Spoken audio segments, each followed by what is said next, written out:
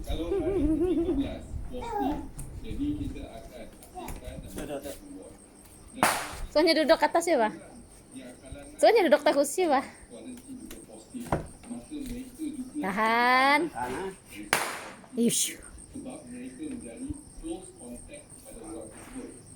Wait. Pergaulan dalam kuarantin tersebut, maka jangka masa bukan 14 hari, jadi dia akan ditambahkan. Jadi mungkin ada yang positif hari Tanahnya megang. tapi mereka ini mereka Ha. Wow. Ih. Pegang Afi. Pegang Afi. Wow. Dah ambil video. Afi. Iya. Tengok Umi lah. Tengok Umi lah. Tengok video je.